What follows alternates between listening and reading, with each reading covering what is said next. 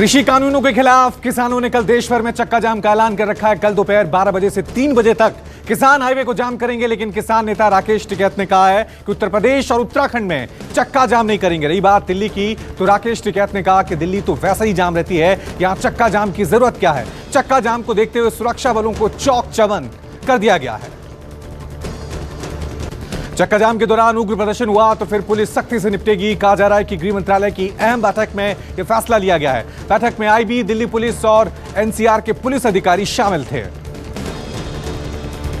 कृषि कानून को लेकर राज्यसभा में आज तीखी बहस हुई। कृषि मंत्री नरेंद्र सिंह तोमर ने कहा कि खेती पानी से होती है, लेकिन सिर्फ कांग्रेस ही है जो खून से खेती करती है।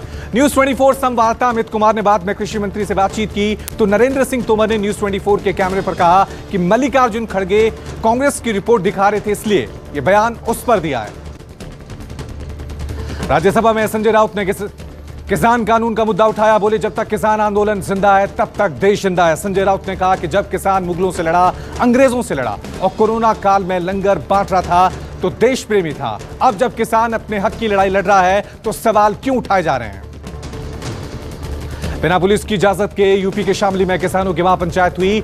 आरएलडी की तरफ से बुलाई गई महापंचायत में किसानों का सैलाब उमड़ पड़ा। महापंचायत में आरएलडी के राष्ट्रीय उपाध्यक्ष जयंत चौधरी भी पहुंचे। भारतीय किसान यूनियन के अध्यक्ष नरेश टिकैत समेत कई किसान नेता शामिल हुए। इस दौरान जयंत चौधरी ने कहा कि दिल्ली हिंसा बीजेपी की साजिश है। मोदी सरकार को घेरते हुए जयंत बोले कि कृषि कानूनों पर इतना अहंकार अच्छा नहीं होता। पश्चिम बंगाल में बीजेपी की परिवर्तन रथ यात्रा को प्रशासन ने इजाजत दे दी। आज बीजेपी अध्यक्ष जेपी नड्डा बंगाल पहुंच रहे हैं। नड्डा कल बंगाल में बीजेपी की पहली रथ यात्रा को हरी झंडी दिखाएंगे। विधानसभा चुनावों से पहले बीजेपी बंगाल में 5 रथ यात्रा शुरू कर रही है। आज बीजेपी ने चुनाव आयोग का दरवाजा खटखटाया। बंगाल बीजेपी के अध्यक्ष दिलीप घोष के नेतृत्व में बीजेपी का डेलीगेशन आज दिल्ली में चुनाव आयोग से मिला। बीजेपी ने आरोप लगाया कि ममता सरकार प्रचार करने में बाधा डाल रही है। बीजेपी ने बंगाल में केंद्रीय बलों की तैनाती की भी मांग की है। आज लगातार दूसरे दिन पेट्रोल की कीमतों में 29 पैसे और डीजल की कीमतों में 30 पैसे की बढ़ोतरी की गई है। दिल्ली में पेट्रोल के दाम बढ़कर 86 रुपए 95 पैसे प्रति लीटर और डीजल की कीमत 77 रुपए 13 पैसे प्रति लीटर हो गई है। तो वहीं मुंबई में पेट्रोल के दाम 93 रुपए 49 पैसे प्रति लीटर पर पहुंच गए हैं। देश में पेट्रोल, डीजल और गैस की बढ़ती कीमतों को लेकर शिवसेना ने मोदी सरकार को कटघरे में खड़ा किया है। शिवसेना ने सामना में लिखा कि ईंधन गैस के दामों में वृद्धि, शब्दों की जुमलेबाजी, सरकार जनता की जेब से पैसे क्यों छीन रही है। भारतीय रिजर्व बैंक ने नई क्रेडिट पॉलिसी का ऐलान कर दिया है। मिडिल क्लास को एक बार फिर निराशा हाथ लगी है, क्योंकि इस बार ब्याज दरों में कोई बदलाव नहीं किया गया है। फिलहाल लोगों की ईएमआई में कोई बदलाव नहीं होगा। एयर शो के आखिरी दिन आज राष्ट्रपति रामनाथ कोविंद ने कार्यक्रम का समापन किया। कई देशों के साथ हथियारों की डील हुई। एचएएल को 83 तेजस का कॉन्ट्रैक्ट मिला। इस मौके पर रक्षा मंत्री राजनाथ सिंह ने कहा कि इससे मेक इन इंडिया को बढ़ावा मिलेगा। एयर शो के दौरान आत्मनिर्भर भारत की झलक देखने को मिली।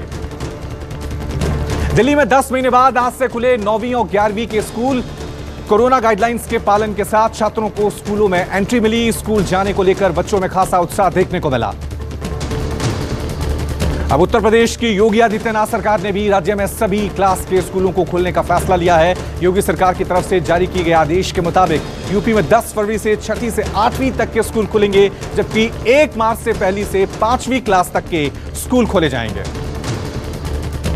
देश में 24 घंटे में 12,408 नए मरीज सामने आए, जबकि 120 लोगों की मौत हो गई है। कोरोना के पॉजिटिव मामलों की संख्या 1 करोड़ 8 लाख से ज्यादा हो गई है। वैक्सीनेशन की बात करें तो देश में अब तक कुल 49 लाख से ज्यादा लोगों को वैक्सीन लगाई जा चुकी है। कोरोना के खिलाफ देश जंग जीत रहा है। स्वास्थ्य मंत्रालय के मुताबिक देश के 47 जिले ऐसे हैं जहां पिछले 3 हफ्तों से कोई भी कोरोना का मरीज नहीं मिला। वहीं देश के 251 जिलों में पिछले 3 हफ्तों से कोरोना के चलते किसी मरीज की मौत नहीं हुई है।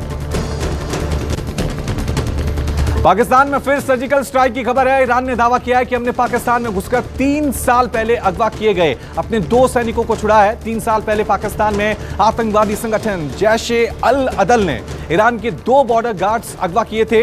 ईरान की स्ट्राइक 2 फरवरी को शुरू हुई और 3 फरवरी को ईरानी सैनिकों ने अपने मिशन को पूरा कर लिया।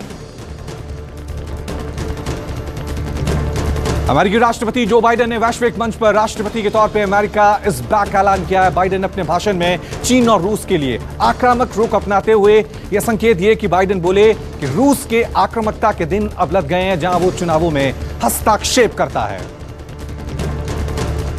चेन्नई टेस्ट का पहला दिन इंग्लैंड के हक में गया। कप्तान जो रूट ने शानदार शतक जड़ा, 128 रन बनाए। मैच में टीम इंडिया के गेंदबाज विकेट के लिए तरसते हुए नजर आए। पहले दिन का खेल खत्म होने पर इंग्लैंड का स्कोर 3 विकेट के नुकसान पर 263 रन है।